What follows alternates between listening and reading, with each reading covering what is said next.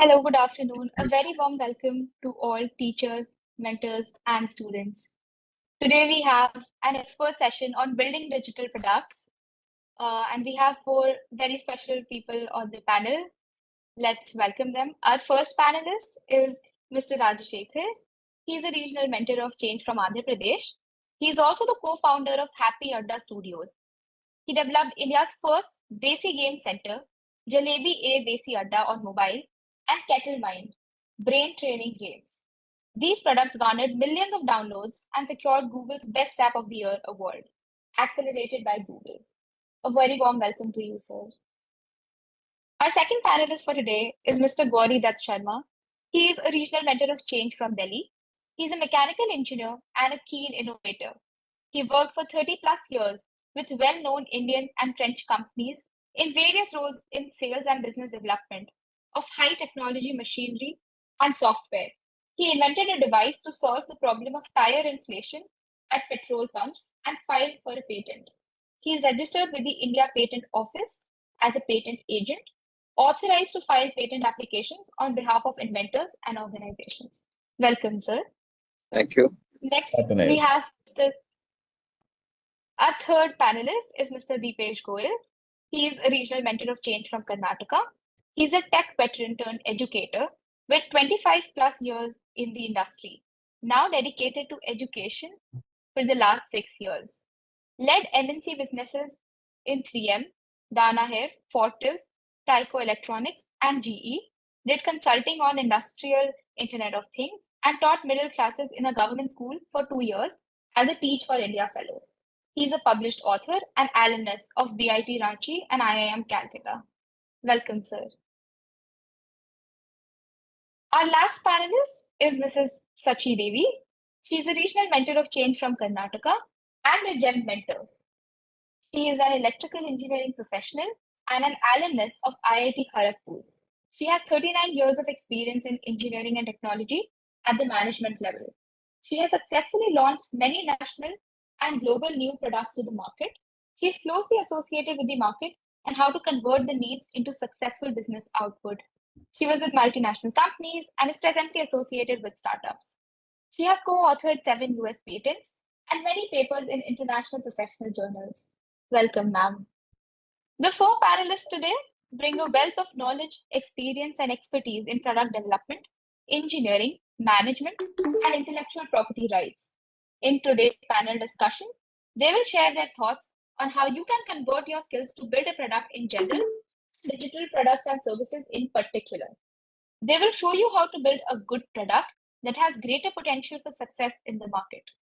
Finally, they will also show you ways and means of commercializing your product to generate an income while you are still studying in school.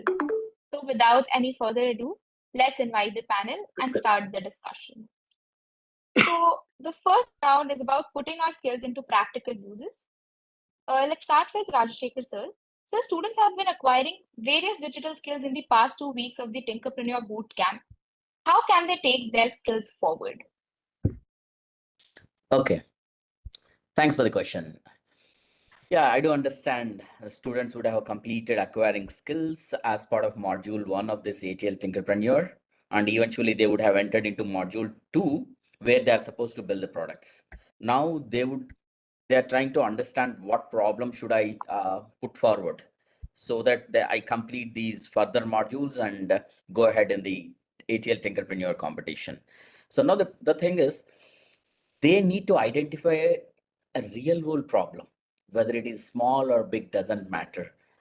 They need to identify a real world problem. I was talking to a couple of high school students day before yesterday. They were talking about, they brainstormed among each other, came up with a couple of problems.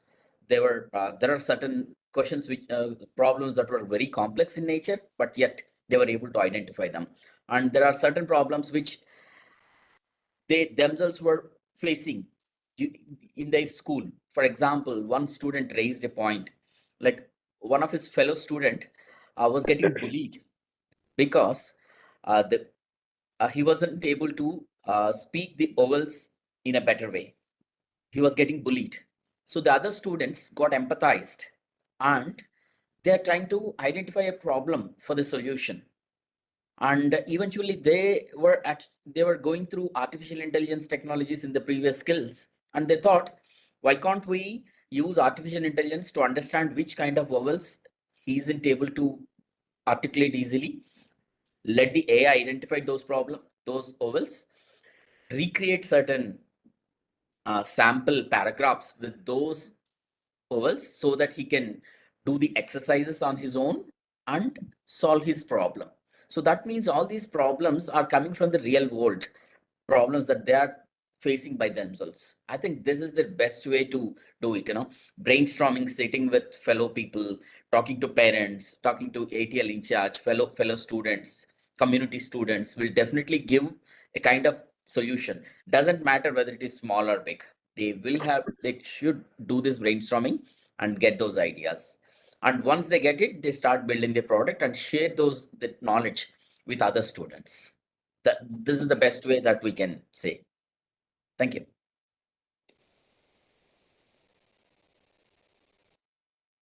Gauri sir, many of our students build prototypes in their ATL, but in Tinkerpreneur Bootcamp, we are asking them to build a product. Can you help us understand the difference between a prototype and a product? Thank you for the question, and thank you for the opportunity. Good evening, all. And a prototype is actually a semi-finished product. It is not a complete product. It is incomplete. So prototype can exist in a digital form, or it can also exist in a physical form. So whether you are making a digital product or you are making a physical product, in both cases, you can have a prototype. I'll give you an example. For instance, if you are making a digital app, an app for a mobile, and if your user interface is incomplete in terms of how it is going to look like, if the color schemes for the user interface are still not finalized, so your product as such is not complete, I would say. Similarly, if you are making an ebook and if you have all the content inside and the content is very impressive, everything is written very nicely and it appeals to the reader, fine. But what about the cover page? So your product, how is it going to look in the first impression? That's more important. And many a times when we create a product, we only reach the prototyping stage. We have to go beyond to make it a product which can be launched into the market. For instance, in a physical product, a prototype could have, say, materials that are used in making circuits. We have a Arduino circuit, we have some connectors, we have some sensors, everything is open. So it gives a very crude look. But when you package it inside a box and only one cable is coming out, and this is a saleable item, and therefore that's the difference between a prototype and a final saleable goods. For instance, both of them, the prototype as well as the product, could be fully functional.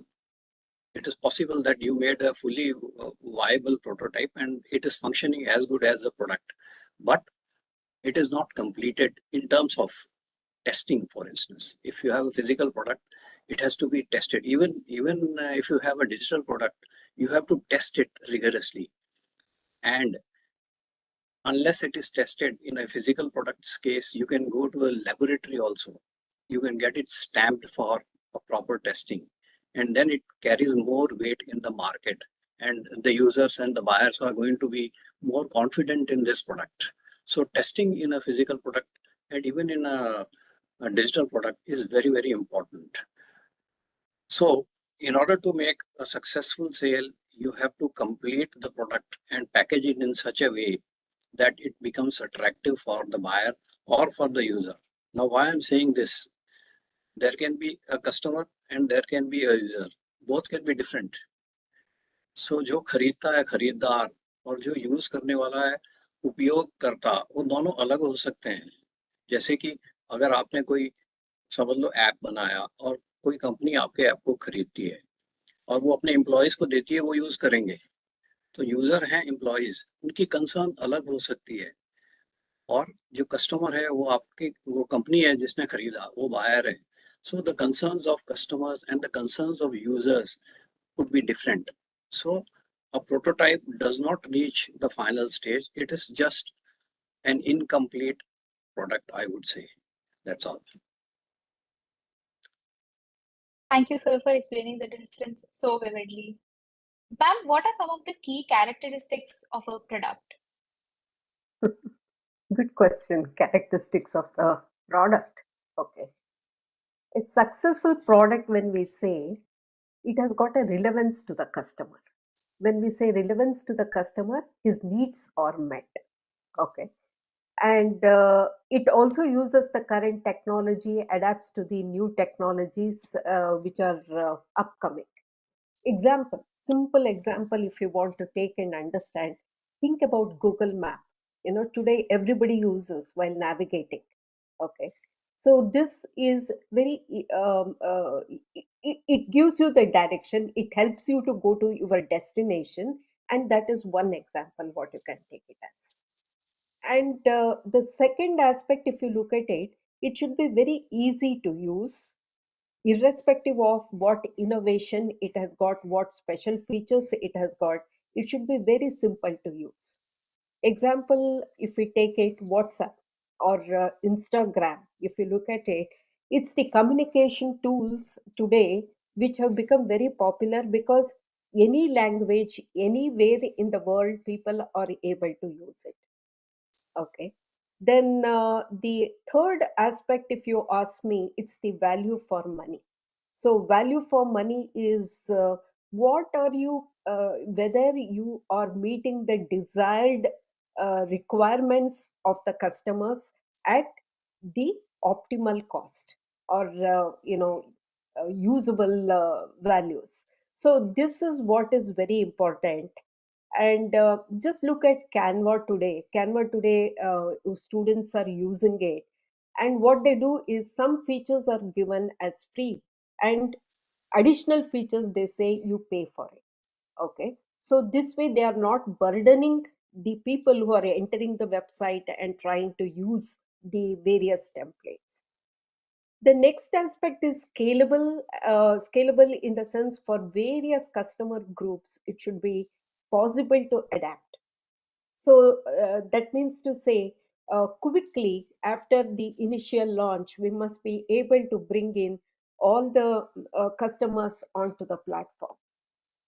Then adaptability is very important. When we talk about adaptability of the product, it's mainly how fast you make the changes. The customer, once he uses, his desire increases, and the customer wants more features to be added onto it, or you need to make certain changes because of some technical bug or whatever it is, and how adaptable your design is. So you have to make modular design, you have to ensure that the quick interfaces can be checked and released very fast. That is the thing. And also uniqueness, as sir was mentioning earlier, the uniqueness, when we talk about it, it keeps the competition away from us. So every product, if it is same, then what is the differentiator is only price, right? So uniqueness, when it comes into, you add some features, make it more usable, make it more interesting to the customer, then it becomes a very very a differentiating factor for the customers to enter into that market space. So the product should be an amalgamation of all these features. That's what I feel about. Thank you, ma'am. We now understand the various features of a product. Deepesh, sir, can you help us understand the differences between a physical product and a digital product with examples, and also the difference between digital products and digital services? Thank you for the question, and very warm welcome to all the participants. I'm hoping that a lot of students who are part of this. I would say if you have to differentiate between a physical product and a digital product, a very simple example could be how money is handled. So earlier, mostly before the demonetization, we used to exchange money in the physical form. Whereas today we use UPI, we use so many other digital platforms to exchange money. So in one case, the money becomes a physical product, whereas in the other case, it becomes a digital product. Now, coming on to the definition of physical product, I would say anything which can exchange hands, or it is tangible, or it exists in 3 dimension. It could be raw material, any mass manufacturing material, any physical shipment, or let's say if I'm right now sitting on a chair, or if there is a table in front of me, all these are physical products. Now coming to digital products. So digital products, as I said, there is a mode of transportation which becomes either through the internet or any other digital mode of exchange. So these products could be, let's say, static products which can be downloadable from the internet, or it is something which can be used indefinitely, because physical product typically will have a wear and tear, but a product on the internet or product which is digitally available, it is not perishable. It has the possibility of scalability. It has very less ongoing maintenance requirements. So there are so many advantages which actually digital product have. Now, if I have to give you some examples, let's say any app which you are accessing through your electronic device, it's a digital product. Anything you are buying and selling multiple times, any electronic shipment, any ebook, any podcast which you are hearing, any website you are surfing, any videos, any music which is available through digital source. So these are all digital products. Now coming to the point of differentiation between a digital product as well as digital services. So first, let me first explain what is a digital service, and then I'll give you the difference between the two. So digital services are ongoing actions or processes. For example, suppose you want to store your data. So obviously you have your laptop or you have your phone, you store the data and you're not requiring any service for that. But you have a limitation of size of the RAM with you, size of uh, uh, the storing device in your laptop or phone. So then you use cloud service. You use storage which is externally available. You have to pay for it. So similarly, there could be so many other digital services, which could be, let's say, you want to market your product. So you use online marketing. So digital marketing is one of the digital product. Or you're using, let's say, SEO services, search engine optimization services, so that your website is on top of the Google website.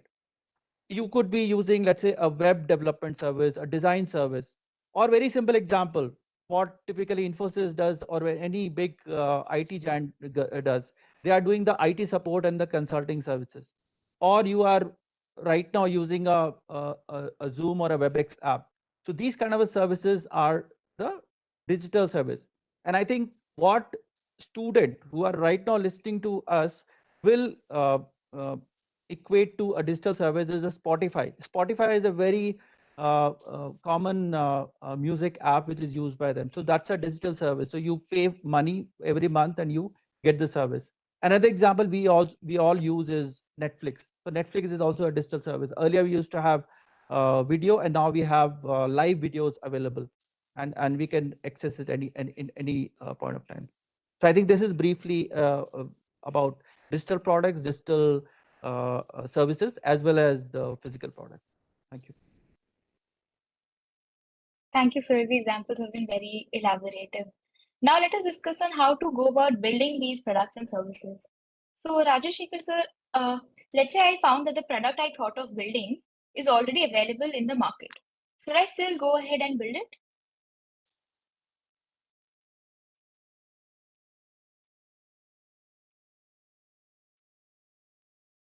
Then if you could just unmute yourself. Yeah, thank you. I do get this question when I visit a lot of students. Yeah, even if the product is available in market, there are two kinds of people. How people look into it.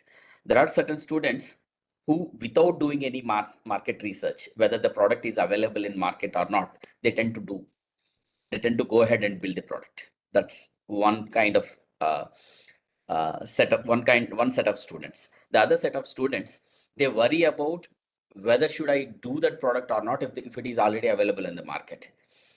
So for the second case wherein if they are worrying whether they should go ahead and do the product or not, they should essentially look into the differentiation that they are going to offer to the society by creating that, building that product. The unique value proposition that they are going to create and the differentiation that they are going to make between the existing product in the market versus what they are planning to do is the key thing that they have to plan ahead even before they start building the product.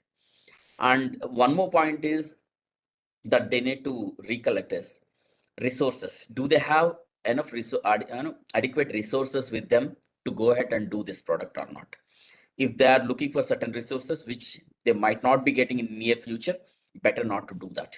Rather go with something else with which they have adequate resources in their control. Another point is obviously, as for the first set of students, do the market research, understand the existing product, how it is getting differentiated, and identify what additional differentiation that you could get onto the market. For example, uh, there are a couple of students who were talking about giving delivery services in their vicinity. So they are available in cities, but they are not available within villages. So now they identified a uniqueness that they could bring to the table. For example, delivery services into the villages, which is currently not available. Yeah, they can go ahead do that. So, and obviously, if you have very good passion, maybe sometimes you yourself are facing that problems, and then go ahead and solve the problem and identify if that problem is being solved in a different way or the similar way, of course, even with the market research in hand. So these are the various ways, first of all, get the differentiation done, have the unique value proposition set ahead before building the product, then identify whether you have the resources or not there with you, do enough marketing research, and with your passion, go ahead and do the product even if it is available in the market. Thank you, sir. That explains it very rightly. Dipesh, sir, isn't building digital products only for big companies? Can school students also build digital products? If so, what kind of digital skills do the students need to build such digital products? I don't think building digital product is only for big companies. Uh, just as Tinkerpreneurs are doing in this boot camp of 40 days. Similarly, any school student can also build digital products. And if I have to correlate with what is happening right now, so I'm sure people would be making website, chatbots, animation tools, podcast, ebooks, and which we are anyway doing the assessment of their assignments right now. So we can see all those things already being made by these students. Now let's understand what kind of digital skills do students need to build digital products. So there are so many digital skills which would be required to make the product. Whatever we are using in this Tinkerpreneur Bootcamp are just 20 skills which we are limiting to. But I think there are more than 20 skills which can be used for making digital product. And these skills could be, let's say, technical skills. It could be design skills. It could be business skills. It could be soft skills, and it could be some additional skills also.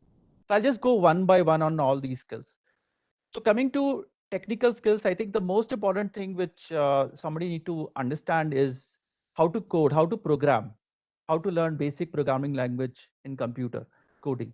So that is required. Then obviously, if you are launching a organization, launching a business, then you need to do web development. You have to develop a website. So that technical skill is required. Then once you have made the website, your customer wants something on the app, because the customer cannot always go to the website, and the accessible uh, uh, device is always the mobile in the customer hand. So mobile app development is required. Then you could be doing so many different kind of software development. You could be doing database management. Just as I said that you need to store your data in cloud, you also need to learn cloud computing. And when you are safeguarding your data, then obviously you need to secure data. So you need to have understanding of cyber security, and then connecting. That means API and integration of different systems. So that's also one of the important technical skills.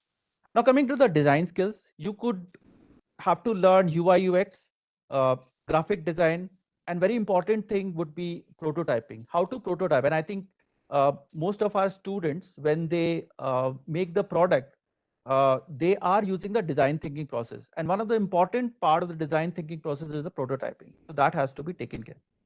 And then obviously when you have made the product, then comes the product marketing or the product selling. So for that, you need to have different kind of business skills required. It could be related to product management, as Sachi Devi ma'am was talking about, project management. It could be related to market research, because you need to know what is the target market you want to hit, you want to go to. And obviously, when you have identified that, you need to know how to market your product. So you might have to use some kind of a digital marketing, or you need to use some kind of a offline marketing. So these are some of the business skills you need to use. Now coming to the soft skills. So soft skills are nothing but the 21st century skills, which are becoming very important in the current scenario. So to these days, when we are looking at promoting a person in an organization, or when we are looking at taking a person fresh into an organization, we are not just looking at technical skills, but we are looking at soft skills, which could be problem solving, how you work as a team, how's your adaptability, how's your creativity, how's your communication. So these are some of the soft skills which you need to learn. And I think there would be some additional skills which might be required. Let's say you need to also be a data analyst. You need to be expert at how to analyze data, because once you have got the data from the market, which target you want, which target segment you want to go forward to, you need to also assimilate the data and figure out that which is the best product which you can position for that segment or for that customer. Then you need to do some kind of a user testing, some kind of a version control. There are so many other additional skills which might be required. To sum it all, you need to have technical skills, you need to have design skills, business skills, soft skills, and some of the additional skills. Thank you, sir. That has been insightful. Next, ma'am, what are some of the factors that have to be considered when building a product? And could you also give us some tips and suggestions? Yeah. So, while developing a product, okay, I have seen many projects last year, and I have seen students are very busy building the prototype. Okay, they are not bothered about other aspects. So, I request all the students to listen carefully at this point of time, because product development, when we talk about it, it has got three factors. One is known as the user desirability. Okay. When we talk about user desirability, defining the product, what the customer needs. This is very important step in the product development. Second one is technical feasibility. That is, whether it is possible to match all the requirements of the customers, whether we can add on some value to it, and how do we make it more robust. All these things are thought about it. And the third wing, if you ask me, is the business viability. The students focus only on, first is building the prototype, not really going through the process more carefully and clearly. So the first and foremost thing is user desirability has to be understood. How do we do that? Deepesh was explaining and others were explaining here. First is user research. We have to do it. When we talk about user research, gaining insight into the target audience, who are my target audience, what do they want, and have I understood their pain area very clearly. That is what we have to understand. How do we do that? We always advise the students, do some customer interviews. Okay, do the survey. Understand the present tools, what they're using it, and also go step into their shoes, observe what is happening.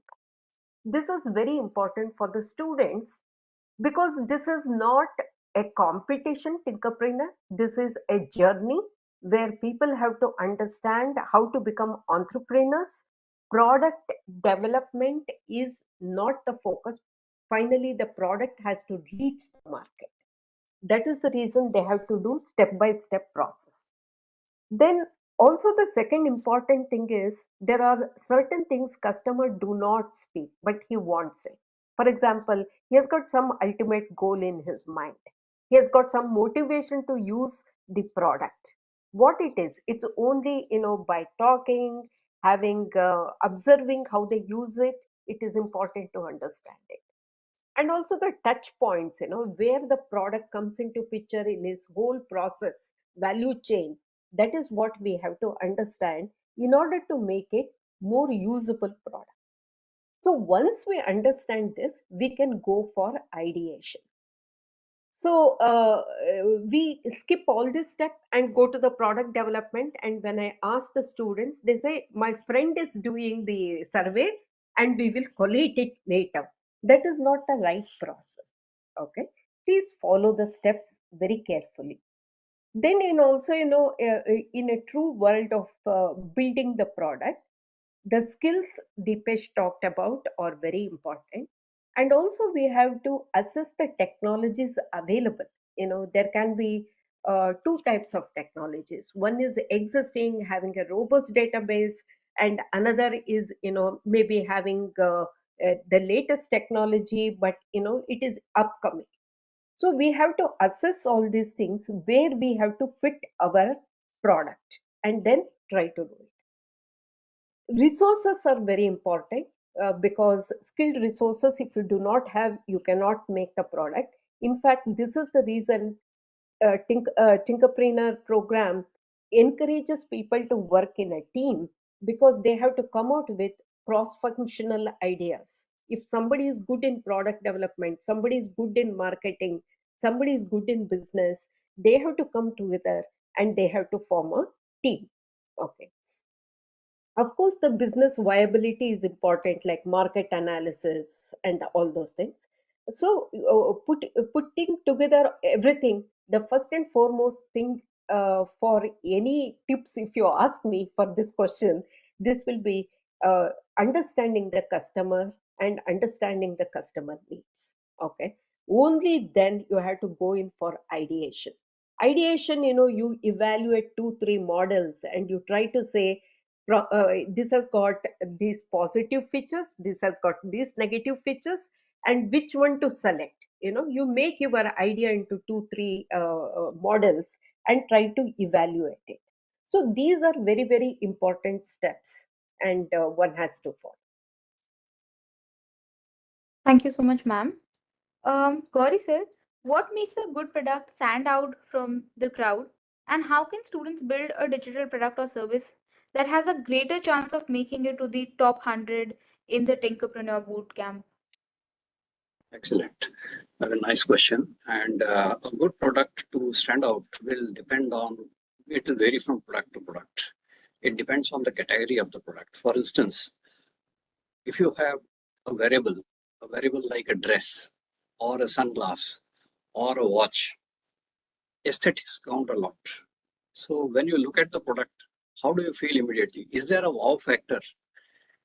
Instantly, when a user looks at a product, when we go to a store and we look at a watch, and we'll see one of them will be standing out. So aesthetic appeal in case of these products is very, very important to stand out. There could also be digital products like a website. So what is good about a website? How can a website stand out? How fast does a website open? And suppose you click on a component of the website, how fast does it open? Secondly, how concise the information is and how much information has been spread out. What is the layout of, of all the components on the page of the website? All these factors count when you actually want it to stand out. In terms of a physical product, there can be so many factors. Some people, so for instance, we look at a physical product, which is a utility product like a mixer grinder. How portable is it? Or how compact is it? How quickly does it start? How much noise does it? How how much noise does it make? Can it make the minimum noise? Then it will stand out in the market, because noise is one of the important criteria there. And what variety of materials can you grind inside? So the maximum you can do at the lowest cost would appeal to a buyer. So there are so many factors. There could be some other products where you have accuracy is very important. For instance, any measuring product, or like you have a thermometer. How accurate is the reading that is coming out of the thermometer? That's more important there. The looks may not be so important. The utility, the accuracy is more important. So it varies from product to product. Another important aspect to consider in physical products is what problem is being solved, what real problem is being solved. So if a user finds a solution inside the product, he will choose that product over any other product because it is solving his immediate concern. So problem solution is an important basis of making products that will stand out in the market. Also, many products will sell because they deliver more value for money. So for a small cost, they are giving you much more value, and therefore they are selling more than the other products. So these are some of the aspects and factors we have to consider and make our product stand out and earn more wow factor in the market. Thank you so much, sir. Now, since the product market fit is very important, let us discuss on how to get a market ready product out. So, Rajashekhar sir, students generally doubt if anybody will pay for their product once they build it. So, what if they build a half-baked product? What do they do then? Oh, first of all, good that students are thinking about whether they are going to get paid for the product that are going to do it. So planning upfront and thinking about whether the customer is going to pay for it or not is a very good thought initially. So if they are thinking that way, they are essentially evaluating the existing markets in the product and why they are paying, why the customers are really paying for the product. And when I eventually do my product, are they going to pay for the differentiation that I'm going to bring to the market? So that's one point here. Yes, obviously, if you are going to differentiate, get differentiated, and it could so happen that even you can win in the competition, you can sustain within the competition, get paid for your product. And the second point you mentioned is, what if I build a half-baked product, right? That's what the question is. The second question was. See, from the customer point of view, I don't think it matters whether it is a half-baked product, because the customer is going to see the value. They won't be knowing to the most extent possible. They won't be knowing whether the product was half-baked or not. They would be worried about whether it is going to solve their problem or not. And from our perspective, from the student perspective, whether am I going to deliver the value or not? If you think your product is half-baked, but eventually you are creating value to the customer, it makes sense. So you could start with validating your product. First of all, you validate your idea first into the market, go and talk to the potential customers, understand why they are paying right now for that particular product. And then for your product, start with small increments, and then check. Essentially, you start those increments where that product is getting differentiated in the market, and check if they're paying or not. Right? That would be a good start. And obviously, you focus on solving that particular problem and price it very competitively to ensure that you get paid. So then eventually, even if there is some other product which is getting paid, your competitor product, your other things can overpower the competition. Like, for example, great customer service, building trust with early adopters that you get. These are going to differentiate and make them pay to your product. So these are essentially a couple of things that I could mention, which are coming on top of my head right now. Thank you so much, sir. I think this brings us to our next question to Deepesh, sir. So, can you help us understand the difference between a product's features and its benefits, and also tell us why these are important from the customer's perspective? The question which is actually very close to me. because I come from a sales background. So when I initially started selling in the market, one thing which my supervisor told me that you should know what is fab of the product. And as a novice, I had no clue about that. So fab stands for feature analysis and benefit. Feature uh, uh, analysis and benefits. So a feature is something which is a characteristic of a product, whereas a benefit is how that attribute or that feature provide value to the customer. So I think that is a very important thing from the customer point of view. From the seller point of view, it is the specific attribute or a characteristic of a product which the seller tells to the customer. Now, I'll give you a simple example to make you understand what is a feature and what is a benefit.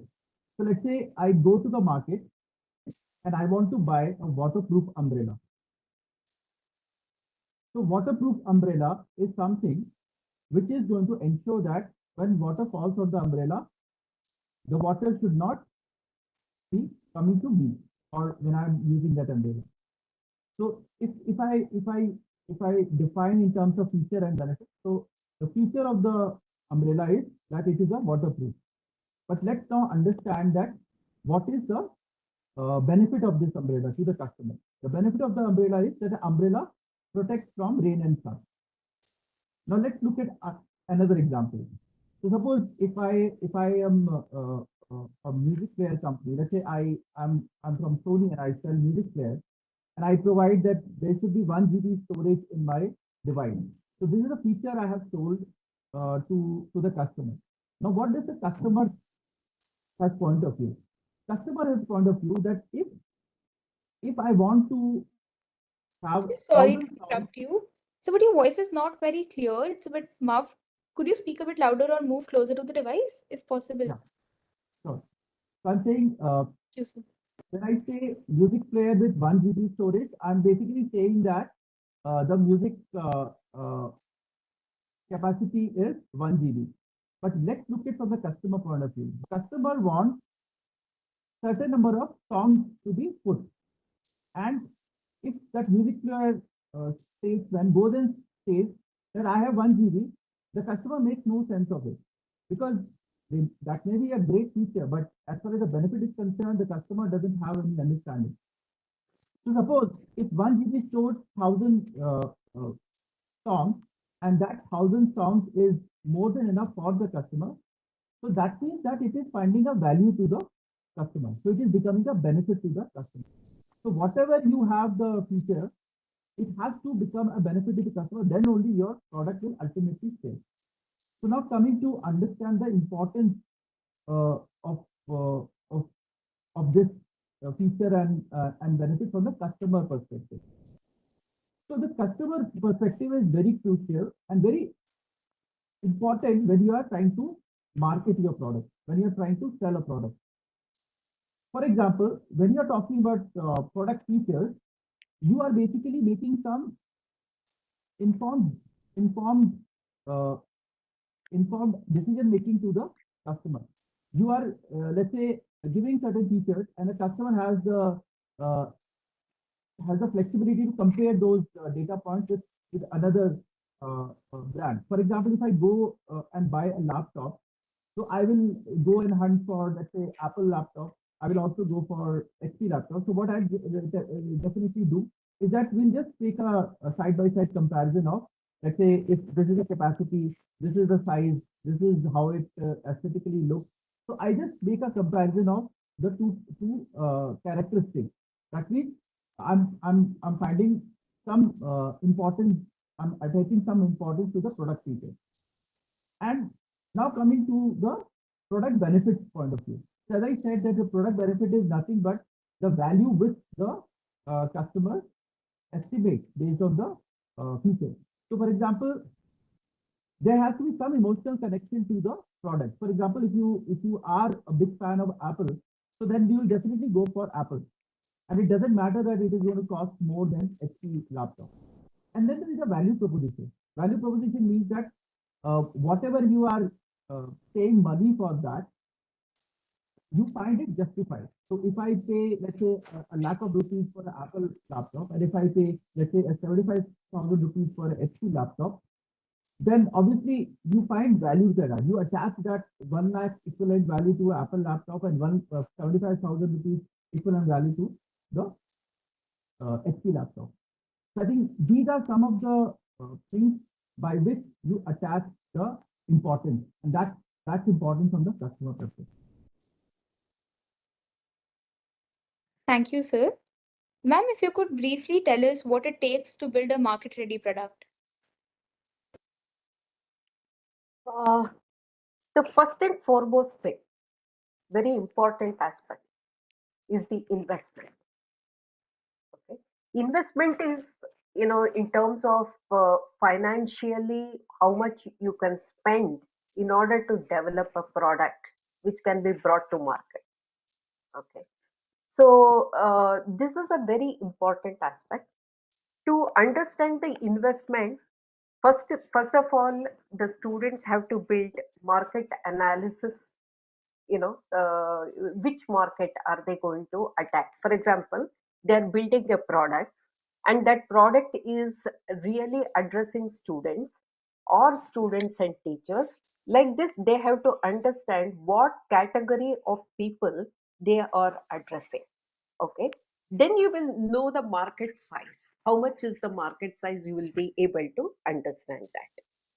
Then identifying the growth opportunities, whether this product, let's say I started this product in South India, and now I want to extend in North India in the next 2 years. So like this, they must be able to identify what is the market opportunity they have it. That is the second aspect of it.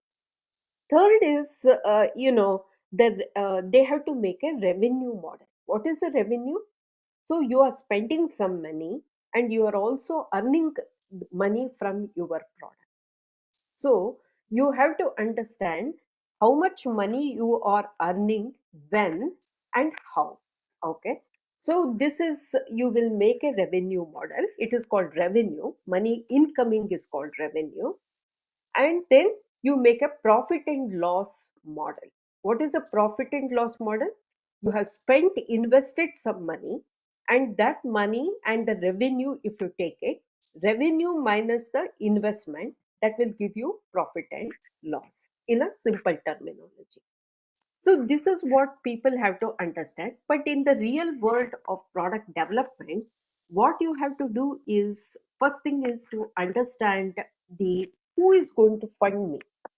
For example, maybe your parents can fund the project, or your sisters, brothers, if they are earning, they can fund a project, or some of your grandparents can fund a project. That is called as self-funding or bootstrapping. The second thing is, somebody who has got a money, let's say the institute, the school itself will say, I will sponsor this project and I'm going to sell the product. Then that becomes an angel funding. So funding from where you are getting, you should understand. The second foremost important thing is the tools and technologies to be used. For example, we all have spoken about different skills and other things, but it can be built on different platforms. For example, when we talk about software development tools, it can have cloud service, it can have hosting, it can have database, it can have security measures. Plenty of different aspects, different platforms have to be touched. And which one do you select when? That is what is important. Many of the web based, we talk about Java, but there is a new tool called as Coltin. So which one do you use? It's a trade off between the two tools, so you have to understand it very clearly. So skilled manpower is very important. Skilled the technology people, skilled marketing people, skilled business people are important. It is not just technology people. And market and acquisition planning is very important. What is it? It is actually, how do I market this product? Which platform I go and sell it? And do I go on a social media and sell it? or do I do this with the mass emailing? All these things have to be planned out meticulously for the product launch. Last but not the least, which is important, is branding and packing. Okay. So the packing should be very attractive when you open the website. Okay. It should be very attractive for the user to enter the website. And similarly, branding is very important to give right logo, right tagline, and right marketing material, write ups, everything. So definitely all this will package it into a good product launch. You, ma'am, very rightly said. Lastly, Gauri sir, what is meant by go-to-market strategy and how can a tinkerpreneur prepare it? Good. So let me start with a question. Suppose you are a artist, you are a stage artist, and you have a lead role in a stage show, and you had no time to prepare for the performance, and you straight away went on the stage on that particular day. What is going to happen? There can be a disaster, right? अगर आप कोई theatre artist हैं और आपको एक lead role मिला है एक स्टेज शो में करने का, और आप बिना तैयारी के, आपको समय ही नहीं मिला कोई भी तैयारी करने का, आप पहुंच गए स्टेज पे, तो क्या होगा? डिजास्टर ही होगा। तो इसलिए प्लानिंग करके, तैयारी करके हम जाते हैं। If we have to go for a performance on stage, we do lot of rehearsals, we involve our teachers and our mentors to give us feedback कि हमने तैयारी ठीक करी है कि नहीं, इसमें कुछ करेक्शन करना है कि नहीं। उसी जगह पे हम जाके तैयारी करते हैं जहां हमको परफॉर्म करना है। So we do that preparation exactly at the venue. तो वो सब planning, we do a lot of planning when we have to perform at a place as individuals, as leading a group of performers on a stage. Similarly, if a company or an enterprise goes to a market without preparation, there are big chances of failure. So what is go-to-market strategy? They have to prepare a strategy. So a go-to-market strategy is a plan we use to bring a new product or a service to the market. So go-to-market strategy is product specific, not company specific, product specific. You have to take a particular product. If you have an enterprise with a portfolio of products, each product may have a different market, a target user profile may be different, and therefore you have to prepare a go-to-market strategy for each product line, and that planning is called go-to-market strategy. You have to ultimately minimize your risk in business, because if you're doing business, whatever, you are going to become a tinkerpreneur, you will start a startup, and startup is a business, and business means there is a risk involvement. So all the planning we have to do to minimize our risk. And therefore, what steps do we take in these cases? We go to the target market. जैसे हम stage पे जाके देखते हैं venue के ऊपर कि वहाँ कैसा लगेगा, वहाँ की इंस्टॉलेशंस कैसे हैं, वहाँ का इंफ्रास्ट्रक्चर कैसा है, वहाँ इको कैसा आता है, साउंड सिस्टम कैसा है, वो सब हम चेक करते हैं. Similarly, we have to go to this target market and target audience, understand their taste, understand their concerns. Who are the users? What are their concerns? What value proposition are you bringing to them? Is it solving their problem? How cost effective is your delivery model? अगर आप एक particular product को एक particular market में ले जा रहे हैं, तो आपके लॉजिस्टिक्स के कॉस्ट क्या है? Whether it is a digital product or whether it is a physical product, there is a cost of delivering the material to the buyer or the customer. उसको हमको मिनिमाइज करना है. Advertising cost, media, right media हमने चुना है कि नहीं, is it economic और not. And last but not the least, if we are launching a product, we are going to a specific market. If we do not have a support team in place, we might fail, because all products, however good they might be, there is going to be some amount of grievance coming into your system. And are you prepared to handle that amount or volume of grievance depending on what volume of business you are getting into? तो ये सब preparation करनी पड़ती है, and all this preparation is called go to market strategy, which is product specific and not company specific. Thank you. Thank you so much, sir. Now we'll move on to the last section. We'll cover this briefly, which is commercialization of the product. So, Rajashekar sir, how does building and commercializing new and innovative products help society in general? Okay, so building and commercializing new and innovative products, how are they going to benefit this society? That's what the question is, right? So essentially, improved quality of life. Say, for example, earlier, if I had to book a cab, I used to go to nearby taxi stand to book it. Now, say for example, I have a patient at my home, it's very difficult for me to go and book and get the taxi to my home. Now, due to the improved, due to the commercialized building and commercializing those products, we have, say, taxi aggregators like Uber and Ola. Now I'm able to easily book at my finger. Thus, the improved quality of life is a key factor. So think of medical advancements that are happening, which are improving my quality of life. So thus, building and commercializing new technology, innovative products are going to improve our life, as well as they're going to bring economic growth altogether, because we create jobs through that. And we are basically solving the problems. It could be resource scarcity, it could be accessibility challenges, like for example, the taxi booking problem. And they're also going to bring efficiency and sustainability to our environment. For example, if we are talking about certain products which are going to reduce the pollution, say for example, if we are going to solar energy, so that kind of building the products and getting them into the marketing, commercializing, would essentially improve the quality of life, improve the economic growth, uh, solve the real problem, and improve the efficiency and sustainability of within our society. Yeah, that's it. Thank you, sir.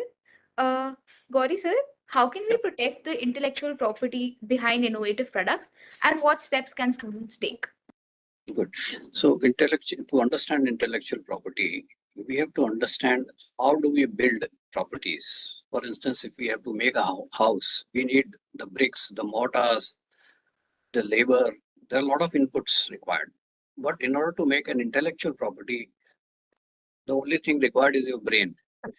So you create an intellectual property because of your brain, and that's why in Hindi we call it बौद्धिक संपदा. So आपकी बुद्धि से जो आपने बनाई संपत्ति या प्रॉपर्टी, उसी को इंटेलेक्चुअल प्रॉपर्टी कहते हैं. Very simple. अब इंटेलेक्चुअल प्रॉपर्टी कई तरह की होती है, जैसे कि you have patents, you have designs, you have trademarks, you have copyrights, then you have geographic indications, then you have semiconductor, integrated chip layout designs, etc. There are so many forms of intellectual properties. So आप कोई भी product बना रहे हैं, whether you're making a digital product or you're making a physical product, it will classify into some kind of intellectual property. You cannot apply for a patent for a software, for instance. Software as such is not patentable. But when you connect a software to an Internet of Things, or when you add more of artificial intelligence into your software product, that becomes eligible to be patented. So patent is one kind of intellectual property. There is also design. Suppose you make a very nice pen stand. A pen stand doesn't have so much of functionality. It has to hold the pens, but uski jo looks and design, how does it appear to the eye, is more important. Then it goes into design registration. In India, we don't call it design patent like in the US. Many people say in India, patented design. No, there is nothing like patented design. There is design registration. So design registration is another form. So certain items go into design, certain items go into patent. For instance, if you make an app has a code, a process to define how the app is going to work. This code qualifies for copyright type of intellectual property. So copyright also goes into art and literature. अगर आपने book लिखी है, e-book, it goes into copyright, doesn't go into anything else.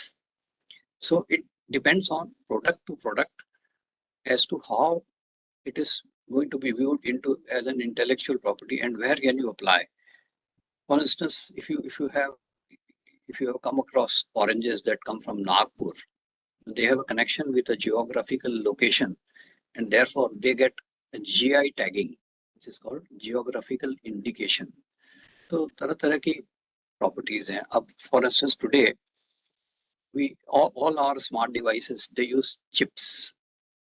अब chips के अंदर भी कई companies ने अंदर की लेआउट डिजाइन, एक चिप तो बहुत छोटी सी चीज होती है, उसमें थाउजेंड्स ऑफ कंपोनेंट्स आ जाते हैं. You can not look at those components with a naked eye. You need a microscope or a very high level of microscope.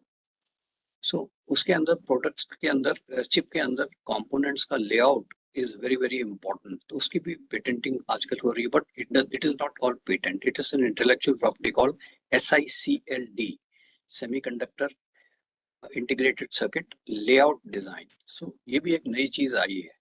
So there are so many aspects. आप जो भी digital product बना रहे हैं उसका कोई ना कोई फॉर्म में इंटेलेक्चुअल प्रॉपर्टी क्रिएशन हो सकता है. और इंटेलेक्चुअल प्रॉपर्टी क्यों हम क्रिएट करें? बिकॉज अगर हमने बहुत मेहनत करी है, suppose we made something that is unique in the world and we done lot of hard work to create this stuff, then we would like that no one else gets a chance to make the same product without our permission. So this is how the rights are given, that you have a right to exclude everyone else from making or selling or importing that product without your permission. And the last thing that's also very important is 3 factors. If you go for instance patenting, number 1 is it should be novel. Novel means दुनिया में कहीं भी ये product आज तक नहीं बना होना चाहिए इन दिस पर्टिकुलर कॉन्फ़िगरेशन या ऐसे फीचर्स में. क्योंकि जब आप अप्लाई करते हैं the patent office looks at the entire world, whether it is narrated in a document or whether it was displayed in an exhibition or whether it was sold or imported by somebody anywhere, then you do not your product is not eligible for patenting. So novelty is very important. Then if a product exists and if you have done some technical advance in the product, you made it technically much superior and you are able to convince the controller that look, these are the points which make it superior and which deliver more value in terms of efficiency or efficacy or whatever, then also you can qualify. So these are the 2 very important things. And the third thing is it should be industrially applicable, which means somebody should be able to make this product. If you define everything as to how did you make this product, a person who is also from the similar field, by reading your disclosure, should be able to make the same product. ये 3 factors अगर important आप सोच लें, then it is easier for you to acquire intellectual property rights. Thank you. Thank you so much, sir. And ma'am, the last question for today's panel discussion is, how can students sell the digital products they build? Are there any online platforms for selling their digital creations? Yeah, there are many today available. To start with, digital product marketplaces are available. For example, Shopify, Dipesh mentioning it. There is another called as Gumroad. Okay, all these things, they help the students to sell their product. For example, ebook or software, music, whatever they would like to sell it on. That is the first. The second thing is, if you are interested in developing the teaching materials or the skill development materials, it can be Udemy. Udemy is one platform you can think about it. Teachable is another platform. Then Skillshare is another platform. All these platforms, they encourage the students to use it. Okay. Then also we have our app stores. The Google App Store. It is available. And for games, there is a platform called as Steam. Okay. So they can upload games and softwares onto it. And for the digital art, many students may do some of the businesses in terms of digital art. For this, there are platforms like Devian Art is available, Art Station is available. So basically, they allow all the they allow them to display their talent. Also, they allow them to sell it, just like the some professional people coming and buying your art. So it can happen on that platform. So there are many opportunities today, and based on your need, if you contact your mentors or if you contact your us, as a matter of fact, any one of us will help the students how to sell the product. Thank you, ma'am. Thank you, ma'am. That brings us to the end of today's panel discussion. Thank you so much to all four of our panelists. This has been such an insightful session, and I'm sure all students will benefit from it. Thank you, everyone, for joining the live. Have a good day. Good evening. Thank you. Thank you. Bye. Thank you. Thank you. Bye.